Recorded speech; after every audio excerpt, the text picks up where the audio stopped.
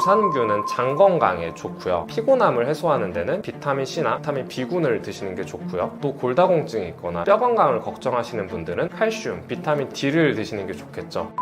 같은 경우는 제가 가장 많이 추천드리는 영양제 중 하나인데 별로 안 비싸면서 효과가 가장 좋습니다. 특히 흡연하시는 분들이 일반인보다 더 많은 가 필요한 경우가 많아서 하루에 권장량보다는 더 많이 드시는 게 좋습니다. 질환이 있으신 분들은 영양제 많이 먹을수록 좋다고 하는 사람들이 있습니다. 어떻게 생각하시나요? 일단 당연하게도 영양제를 무조건 많이 먹는다고 해서 건강이 좋아지는 것은 아닙니다. 오히려 영양제를 너무 많이 먹어서 문제가 생기는 경우도 많거든요.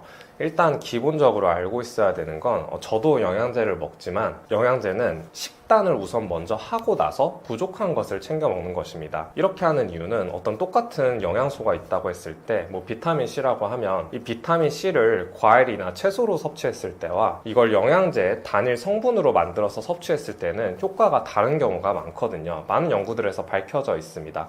그래서 기본적으로 대부분의 영양소는 음식으로 충분히 섭취가 가능하다는 걸 인식을 해야 되고요. 검사나 아니면 어떤 질환이 있었을 때 특정 영양소가 부족하거나 필요하다고 판단이 들면 전문가가 권장을 했을 때 이걸 섭취하시는 걸 좀 권장드립니다. 이렇게 말씀드리는 이유는 영양제를 그냥 무조건 어디에 좋다고 해서 섭취를 했다가 문제가 생기는 경우가 굉장히 많거든요. 대표적으로는 위장장애가 생기거나 간독성이 생기거나 신독성이 생기거나 이런 경우가 많고요. 또 일부 비타민이나 미네랄 같은 경우는 과다 복용을 했을 때 몸의 약이 아니라 몸의 독성으로 작용하는 경우도 굉장히 많습니다. 그래서 영양제는 단순히 많이 먹는 게 중요한 게 아니고요. 나에게 필요한 게 뭔지 알고 이걸 정해진 용량만큼 드시는 게 가장 중요하다고 생각하시면 됩니다. 영양제가 정말 효과가 있는 건가요?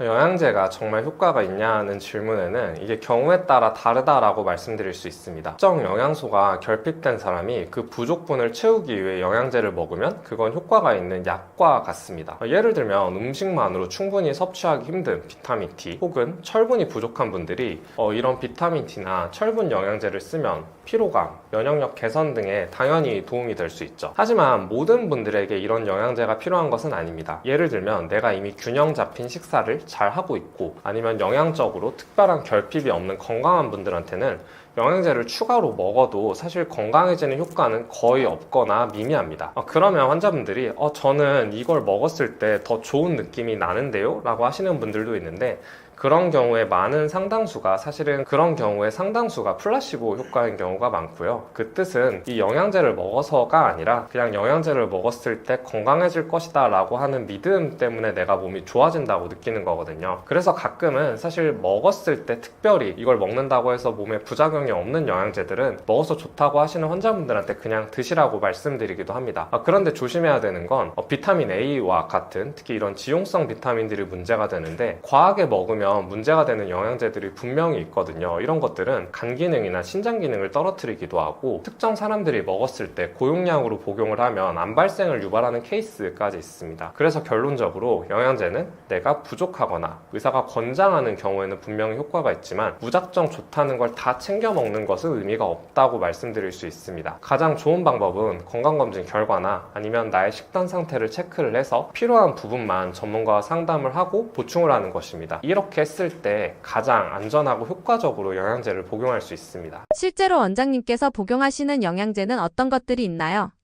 실제로 저도 영양제를 그냥 많이 먹기보다는 여러 가지를 두고 그때그때 상태에 따라 먹고 있는데 제가 요즘 먹고 있는 건 두 가지 먹고 있어요. 비타민 C랑 유산균 복용하고 있거든요. 비타민 C 같은 경우는 제가 가장 많이 추천드리는 영양제 중 하나인데 이게 왜냐하면 별로 안 비싸면서 효과가 가장 좋습니다. 그래서 가성비가 가장 좋은 영양제라고 많이 표현하거든요. 비타민 C는 우리 몸의 면역력을 높여주는데 꼭 필요한 영양소고요. 활성산소나 피로감을 줄여주는데 큰 역할을 합니다. 그래서 평소에 피로감을 많이 느끼시는 분들 아니면 감기나 대상포진과 같은 잔병치레 잘 하시는 분들 감기 잘 걸리시는 분들이 챙겨 먹으면 확실히 도움이 된다는 걸 저도 느끼거든요. 이게 정해진 용량이 없어서 많이 어려워들 하시는데 저 같은 경우는 아침 저녁에 1000mg씩 나눠서 복용을 하고 있고요. 이렇게 하면 흡수도 좀 더 잘 되는 경향이 있습니다. 두 번째로는 유산균인데요. 유산균이 장 건강 관리에 정말 효과적인 영양제라는 건 많이들 알고 계시죠. 그런데 이게 단순히 소화불량 소화불량이 있거나 아니면 위장 문제가 있으신 분들만 드시면 좋은 게 아니라 이게 장이 편하신 분들이 기본적으로 소화가 잘 되고 또 이 장이 편안했을 때 전신의 면역이 좋아지거든요. 특히 식사 시간이 좀 불규칙하시거나 스트레스를 많이 받으시는 분들, 변비나 설사가 있으신 분들, 혹은 이런 소화불량이 있을 때 뭐 피부가 안 좋아진다거나 머리가 아프다던가 이런 식으로 여러 가지 전신 증상이 있으신 분들이 유산균을 꾸준히 드시고 개선이 되는 경우가 있습니다. 그래서 저도 식단이 좀 일정하지 않거나 좀 장이 민감해지면서 뭐 두통이나 다른 전신 증상이 생기거나 이럴 때 더 잘 챙겨 먹고 있고요.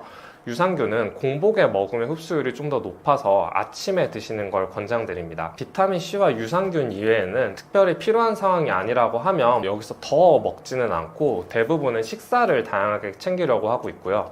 제가 경험적으로 봤을 때 기본적인 건강관리에는 이 두 가지로도 충분한 효과를 볼 수 있다고 생각합니다. 그런데 만약에 이게 사람마다 사실 맞는 영양제나 필요한 영양제는 다를 수 있거든요. 그래서 영양제 선택에 대해서 좀 고민이 되시거나 아니면 내 몸이나 아니면 내가 이런 질환을 가지고 있는데 어떤 영양제가 필요한지 궁금하신 분들을 위해서 저는 환자분들께 맞춤형 영양제 상담도 하고 있거든요. 그래서 영양제를 고를 때는 건강 상태와 생활 습관을 먼저 꼼꼼하게 살펴보고 그 다음 의료진 상담을 통해서 정말 내 몸에 필요한 영양제가 뭔지 찾아드리고 있습니다. 나에게 맞는 영양제를 고르려면 어떤 기준으로 선택해야 하나요?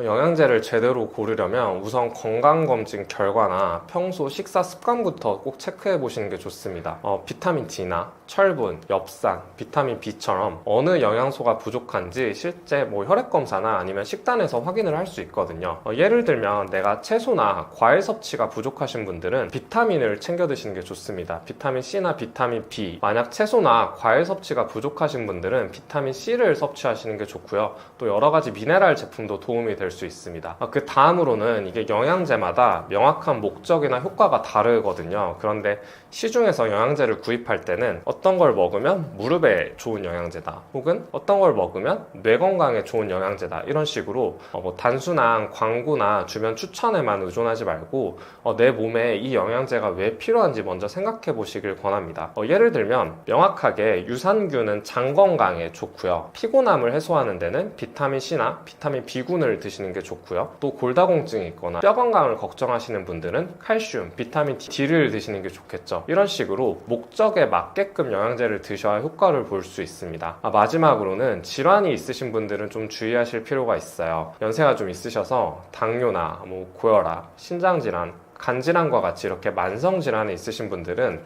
어떤 영양제를 먹었을 때 기존에 드시는 약이랑 상호작용이 나타날 수 있거든요. 그래서 이때는 그냥 좋다는 걸 무조건 드시지 마시고 의사 선생님이나 약사 선생님 등 전문가와 꼭 상의를 해서 이걸 같이 먹었을 때 부작용이 있는지 혹은 상호작용 위험은 없는지 체크를 해야 안전하게 드실 수 있습니다. 그래서 결국은 나에게 부족하거나 필요한 영양소가 무엇인지 먼저 확인을 하고요. 내 상황과 목적에 맞게끔 영양제를 골라야 한다는 점이 가장 중요합니다. 술이나 담배를 자주 하시는 분들은 어떤 영양제를 챙겨 드시면 도움이 되나요?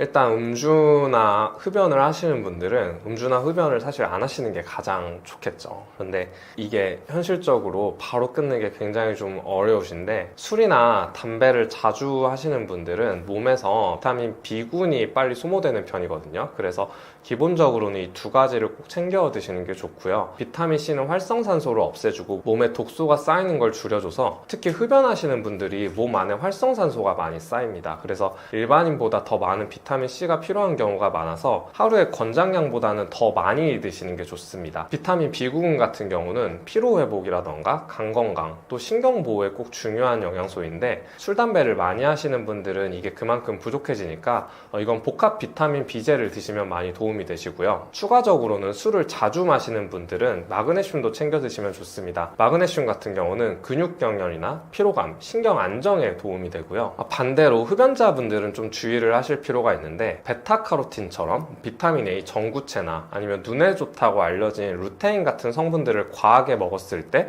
오히려 흡연자분들의 경우는 폐암 위험이 높아진다는 연구가 있습니다. 그래서 이런 영양제는 그냥 드시지 않는 걸 권유드리고요. 정리를 하면 술, 담배를 자주 하실 땐 비타민 C, 비타민 B군, 마그네슘이 도움이 되고요. 무작정 많이 영양제를 드시는 것보다는 특히 흡연자분들 같은 경우는 비타민 A 같은 것들을 피하셔야 됩니다. 피로와 스트레스를 줄이기 위해 영양제 외에 일상에서 꼭 실천해야 할 방법은 무엇인가요? 일단 첫 번째로는 잠을 많이 주무시는 게 중요하고요. 하루에 7시간 정도는 주무시라고 권유를 많이 드리는데, 이게 성인 기준으로 했을 때 7시간 이상 자는 사람과 7시간을 못 자는 사람들의 평균 수명 차이가 엄청나게 많이 나거든요. 그래서 내가 아무리 잠을 못 자도 7시간 정도는 규칙적으로 숙면을 취해주시면 이런 것들로 인해서 몸과 마음도 더 회복이 빠르고 스트레스 회복에도 도움이 됩니다. 두 번째로는 규칙적인 운동을 하시는 건데요. 굳이 헬스장에 가거나 거창한 운동을 하기보다는 그냥 매일 꾸준히 20-30분 정도 산책을 하거나 동네를 천천히 걷기만 해도 피로감도 줄고 정신적으로도 훨씬 개운해집니다. 세 번째로는 물을 많이 드시는 건데요. 요즘은 커피나 아니면 다른 음료 같은 것들을 드시는 경우가 굉장히 많은데, 이건 똑같은 액체지만 사실 수분 공급을 해주지는 않거든요. 그래서 많은 현대인분들이 만성 탈수 상태에 있는 경우가 많습니다. 기본적으로 하루에 1리터에서 2리터 정도 한 번에 다 드시지 마시고 한 500ml 정도를 나눠서 하루에 틈틈이 드시는 걸 권유드리고요. 마지막으로 스트레스가 쌓였을 때 술, 담배나 음식으로 푸는 것보다는 운동이나 아니면 명상을 하거나 산책을 하거나 음악을 듣거나 이런 식으로 본인만의 스트레스를 해소하시는 게 굉장히 중요합니다.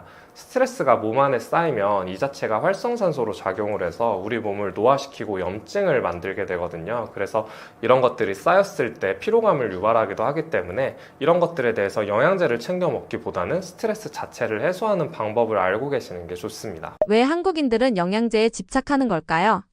우리나라 분들이 참 영양제 많이 먹는 나라 중에 하나인데, 근데 의사 입장에서는 또 꼭 그렇지는 않아요. 의외로 젊은 분들이 안 먹는 분들이 많아요. 노인네들은 자식들이 사줘서 많이 먹는데, 근데 이제 나이가 들수록 점점 노령화가 되니까 나이가 드신 분들이 건강한 분들이 많아. 그러니까 이참에 내가 더 건강하게 오래 살아볼까 그러면서 건강에 대한 관심이 굉장히 많으세요. 그러다 보니까 노인분들이 운동도 많이 하시고, 오히려 노인분들이 젊은 사람보다 시계를 건강하게 많이 하세요. 챙겨 드시고, 그리고 영양제도 많이 먹고 그런 것도 있죠. 그리고 매스컴에서 보면 전부 영양제 선전하잖아요. 이제 요새 TV 돌려보면 홈쇼핑에서 맨날 영양제 선전하고 그런 것도 있고, 또 우리는 뭐냐면 이제 영양제를 선물을 많이 해. 어버이날 이러면 선물도 많이 하고. 그래서 결국은 건강에 대한 관심이 외국보다는, 사실은 그래요. 보면은 서양 사람들에 비해서 뭐든지 집착과 빨리빨리 하려고 하는 이런 건 굉장히 많아요. 그래서 우리 의료도 순식간에 짧은 시간에 엄청나게 발전한 것처럼 건강에 대한 욕구가 많아서 그런 것 같습니다.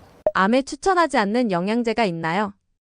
이 얘기는 제가 꼭 드리고 싶은데, 암 환자들이 영양제 적절하게 많이 챙겨 드셔야 돼요. 무슨 영양제야 밥만 잘 먹으면 되지, 이거는 무식한 소리예요. 이제 우리 병원에서 영양소 검사를 쭉 해요. 그러면 영양제 먹은 사람 안 먹은 사람 피 검사시 딱 나와요. 그렇다고 해서 이것저것 아무나 드시면 안 되고, 특히 암 환자는 몇 개 조심할 게 있어요. 특히 철분제. 암 환자분들 이제 항암하거나 수술하고 나면 비늘이 생기거든요. 그러면 아무 생각 없이 철분제를 먹는 분이 있는데, 암 환자가 철분을 보충할 필요가 있을 때는 반드시 주사로 맞으셔야 돼요. 이거를 먹게 되면 안 돼요. 왜냐하면은 영양제든 음식을 먹으면 소화기관에서 소화를 시키고 흡수가 돼서 피로 들어오잖아요. 그 과정 속에서 철분이 암세포를 성장시킬 수 있는 요소로 바뀔 수가 있어요. 왜냐하면은 모든 세포가 세포 분열을 할 때는 철분이라는 조효소가 들어가야 돼요. 그리고 특히 빨리빨리 자라는 세포들, 그게 대표적인 게 이제 암세포잖아요. 그래서 철분제를 입으로 경구로 투여하면 꾸준히 계속 먹잖아요. 그러면 이게 한도 끝도 없이 막 쌓이는 거예요. 그렇게 되면은 과도하게 쌓인 철분이 암세포를 성장시키는데 들어가게 되고, 또 모든 세포가 세포 안에서 미토콘드리아라는 데서 에너지를 만드는데 그때도 철분이 있어야 돼요. 그러면 암세포가 이 철분을 다 뺏어가갖고 지가 막 에너지를 많이 만들어 점점 힘이 세지는 거예요. 그래서 왜 모든 세포는 영양소가 들어가는 통로가 있어요. 그걸 수용체라 그래요. 수용체는 열쇠와 자물쇠 같아서 그게 맞는 게 있어야 들어가요. 그러면 모든 세포에 철분이 들어가는 수용체가 있는데, 암세포는 뭐예요? 정상세포보다 빨리빨리 자라잖아요. 그러니까 철분이 많이 필요해. 그래서 철분의 수용체가 정상세포보다 훨씬 많아요. 그래서 철분 농도가 올라가 있으면 정상세포로는 많이 들어가지 않고 암세포로만 많이 들어가서 암세포를 성장시킬 수가 있어요. 그래서 철분이 필요한 암 환자는 주사로 맞으셔야 돼요. 또 이제 주사로 맞게 되면은 적정한 용량만 맞고 검사해서 올라가면 끊고 이러면 되는데, 그냥 철분제를 주면은 이 환자분이 계속 먹거든요. 그래서 철분 과잉 상태로 올라갈 수 있습니다. 두 번째는 논란이 많은 것 중에 하나인데 에스트로겐, 여성 호르몬을 많이 먹으면은 유방암이 걸리거나 재발한다는 말이 있는데 이건 약간 오해예요. 그러니까 예를 들어서 유방암 환자가 음식을 통해서 천연의 에스트로겐, 즉 식물성 에스트로겐을 먹게 되면 유방암 세포를 자극하지 않아요. 근데 뭐냐면 우리 몸에서 나오는 에스트로겐 있잖아요. 우리 몸에 주로 난소에서 에스트로겐을 많이 만들고 또 지방세포에서 에스트로겐을 많이 만들잖아요. 그래서 유방암 환자는 난소를 절제하거나 난소를 기능을 억제하는 약을 치료를 합니다. 그리고 살 빼라 그래요. 살쪄서 지방이 두꺼워지면 거기서 에스트로겐 만드는데, 그런데 우리 몸에서 만든 에스트로겐은 동물성 에스트로겐이잖아요. 얘가 나쁜 에스트로겐이라서 유방암 세포를 자극해서 키울 수가 있어요. 그러나 우리가 콩이라든지 뭐 두부라든지 뭐 이런 데서 들어오는 천연의 식물성 에스트로겐은 그런 역할을 안 하고 오히려 유방암 세포에 있는 에스트로겐이 들어갈 수 있는 수용체를 얘들이 미리 점령해가지고 나쁜 동물성 에스트로겐이 못 들어가게 막아주는 역할을 한다는 논문도 많아요. 그러나 유방암 환자가 고농축된 에스트로겐 영양제를 먹을 필요는 없습니다. 그리고 면역력을 높인다고 이 한약제를 드시는 분이 있는데, 제가 한약을 폄하하는 건 절대 아닌데, 한약의 문제는 뭐냐면 성분이 투명하지 않은 게 많아요. 복합적으로 막 처방해가지고. 또 버섯도 우리가 아마도 많이 드시잖아요. 근데 이 버섯류나 한약류는 두 가지 문제가 있어요. 하나는 유통 과정이 투명하지 않을 수 있어요. 그러니까 예를 들어서 건강기능식품이나 의약품은 우리나라 식약처에서 감시 감독을 해서 표준 공정을 통해서 만들고 반드시 거기 통과해야지만 시판할 수 있어요. 근데 뭐 버섯류라든지 뭐 건강식품 중에 한약재는 그런 제조나 유통 과정이 공정하지 않은, 투명하지 않은 것이 있어요. 그래서 여기 뭐가 들었는지, 중금속이 들어갔는지 뭐가 들었는지 알 수가 없는 그런 부분이 있어요. 그래서 그런 것들은 좀 조심할 필요가 있지 않을까, 그런 생각을 합니다. 노년에 꼭 먹어야 하는 영양제 어떤 것들이 있을까요?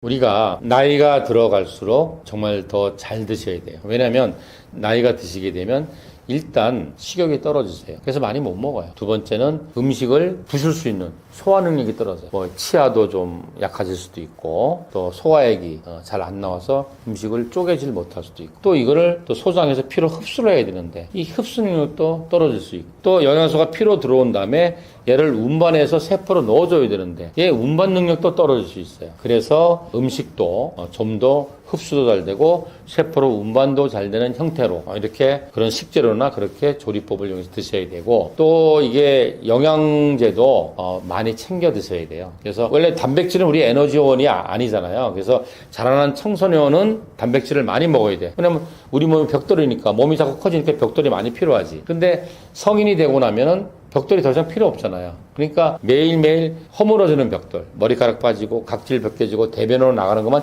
보충하면 돼요. 그래서 세계보건기구에서 하루 단백질 섭취량 정해놓은 게 있어요. 그게 몸무게 1kg당 0.5g 내지 1g이에요. 그래서 성인 여자분들은 하루에 한 30g 정도 단백질만 먹으면 되고, 성인 남자는 40에서 50g만 먹으면 돼요. 더 이상 과단백질을 먹는 건 오히려 독이 된다고 돼 있어요. 근데 연세가 드신 60세 이상의 노인들은 단백질을 조금 과하게 드셔야 돼요. 왜냐하면 먹는 음식으로는 그게 보충이 안 돼요. 그렇게 되면 문제가 뭐가 생기냐면 근육에 있는 단백질을 빼와서 혈액으로 넘어가기 때문에 근육이 자꾸 약해져서 근감소증이 돼요. 요즘 근감소증이 모든 질병에 지대한 나쁜 영향을 미친다고 알려져 있잖아요. 그래서 나이 드신 분들은 단백질을 음식을 통해서도 보충하지만 영양 보충제도 생각해 보셔야 돼요. 내가 정말 골고루 음식을 잘 못 먹어. 그리고 나이 드신 분은 채식 위주로만 하시면 안 돼요. 동물성 단백질을 조금 보충하셔야 돼요. 그렇다 하더라도 소고기, 돼지고기 같은 붉은 고기가 아닌 흰살 생선이나 아니면 닭고기, 오리고기 같은 걸 보충하셔야 돼요. 그리고 또 우리 몸에서 안 만들어지는 필수 영양소 있잖아요. 비타민 C라든지 뭐 이런 것들은 반드시 보충하셔야 되고, 연세 드신 분 더 많이 보충하셔야 돼요. 그리고 비타민 D는 반드시 영양적으로 보충하거나 주사로 안 맞으면 시골에서 농사지어서 햇볕 쐬는 사람도 결핍으로 나옵니다. 왜냐하면 비타민 D가 햇빛을 가지고 만들려면 우리나라 햇빛은 약해요. 그래서 한 4월에서 10월까지만 만들 수 있고, 그렇다 하더라도 햇빛이 가장 강한 1시 정도에 큰 관절, 어깨 관절, 골반 관절, 무릎 관절을 직사광선에 15분 이상 노출시켜야 돼요. 근데 그렇게 하는 사람이 어디가 있어요? 다 옷 입고 선크림 바르고 실내 생활하는데. 그래서 그런 것도 꼭 보충하셔야 되고, 그리고 유산균 꼭 보충하세요. 그러니까 장내 세균이 건강해야지 우리 모든 몸이 건강해진다 그러잖아요. 면역력만 하더라도 뭐예요? 면역력만 하더라도 우리 면역력의 70%, 80%는 장에 있는 림파들에서 만들잖아요. 그래서 장이 건강해야지. 요즘은 장과 뇌 건강, 장과 간 건강, 장과 피부 건강. 그래서 장이 건강해야 된다. 그리고 또 이제 오메가3를 많이 드셔야 되는데, 오메가3는 영양제로 보충 안 하셔도 돼요. 우리나라 들기름 좋잖아요. 우리나라 들기름이 오메가3가 가장 많은 기름입니다. 그래서 이것도 재래식으로 뭐 볶아서 만든 게 아니라 냉압착한 들기름을 아침 저녁으로 한 티스푼씩만 드셔도 세포 건강이라든지 혈액 개선에 굉장히 도움이 됩니다. 그래서 이러한 영양제들을 골고루 꼭 챙겨 드셔야 됩니다. 원장님이 챙겨 드시는 영양제는 무엇인가요? 오히려 같이 먹으면 최악인 영양제도 있나요? 저는 우리 집 식탁에 보면 이만한 빨간 통이 있어요. 거기에 딱 열면 영양제가 막 들어있어요. 그래서 저는 영양제를 8개에서 10개 종류를 먹습니다. 그래서 제가 가장 중요시 생각하는 건 1번이 유산균, 2번이 비타민C, 3번이 비타민 D. 이거는 무조건 먹어야 돼요. 누구나 먹어야 돼요. 안 먹으면 부족하다는 걸 생각하셔야 되고, 그 다음에 이제 제가 조금 눈이 좀 피곤해요. 그래서 눈 건강에 좋은 영양제. 그리고 이제 나도 이제 나이가 들었으니까 뇌 건강을 지켜주는 영양제. 그리고 모든 사람들은 반드시 비타민 B군을 먹어야 되는데, 저는 이런 얘기예요. 가능하면 종합 비타민을 먹지 말고 하나하나씩 성분의 용량을 챙겨라. 예를 들면 비타민 D 그러면은 뭐 모든 종합 비타민에 보면 비타민 D 들어가 있거든요. 그럼 거기에는 비타민 D가 글쎄요, 100 IU 정도 들어있으려나? 근데 보통 일반인도 하루에 3,000 IU 이상, 암 환자는 5,000 IU 이상 먹으라고 제가 이야기합니다. 그래야지만 비타민 D 피검사해 보면 암 환자는 비타민 D가 한 60 이상 올라가야 되거든요. 그러려면 최소한 5,000 IU 이상을 먹고 두세 달에 한 번씩 주사를 맞아줘야지만 그걸 유지할 수 있어요. 비타민 C도 종합 비타민 먹으면 비타민 C가 한 100mg 정도밖에 없어요. 근데 최소한 하루에 2000mg 정도의 비타민 C는 드셔야 되고, 암 환자는 2000mg을 하루에 2번 정도 드시라. 그래서 모든 거를 용량을 따로 드셔야 되는데, 나 뭐 번거로워 그러면 그냥 안 먹는 것보다는 종합 비타민을 드시라고 이야기해요. 그래서 유산균 반드시 드셔야 되고, 비타민 C, 비타민 D, 그리고 반드시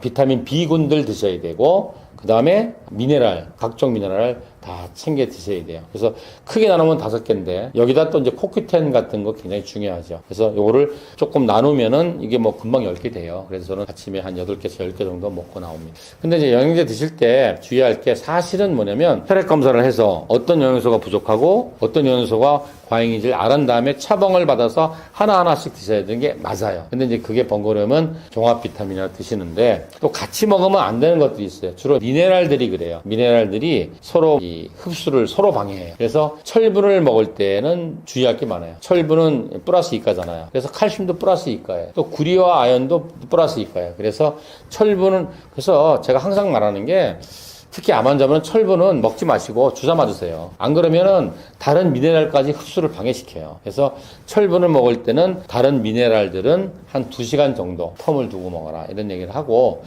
또 우리 암 환자 중이나 아니면 심근경색 환자라든지 스텐트 박은 분들은 와파린 같은 혈액 응고를 막아주는 약을 먹어요. 이런 거 먹을 때는 비타민 K랑 같이 먹으면 안 되겠죠. 왜냐면 비타민 K는 혈액 응고를 촉진하는 거니까. 그래서 이런 거는 상충되는 것들이니까 같이 있으면 안 됩니다.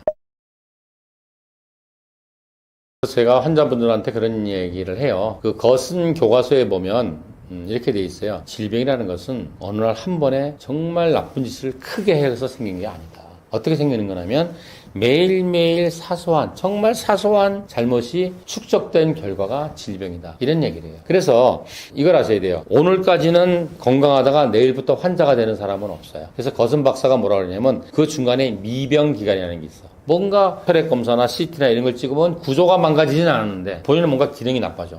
너무 피곤하다든지, 그래서 결린다든지, 머리가 막 찌끈찌끈 아프다든지, 자꾸 트림이 난다든지, 이건 모든 거 검사도 안 나와요. 이런 게 뭐냐면 아직 병으로 돌아가기 전에 미병 단계다. 이 미병 기간에서는 뭐 거스제법 같은 이러한 식이요법이라든지 이런 치료를 하면 다시 옛날의 건강한 나라로 돌아갈 수 있어요. 그러나 한번 구조가 망가져서 환자라고 질병을 진단을 받으면 옛날 나라는 못 돌아가는 거지. 마치 용수철이 어느 정도 늘어나면 다시 탄산한계가 복원되지만, 이렇게 쫙 늘어지면 옛날의 용수철을 못 돌아가고 똑같다고 생각해요. 그래서 매일매일 건강한 생활 습관을 유지하시는 게 건강을 유지하는 가장 중요한 방법이다 라고 말씀드리겠습니다.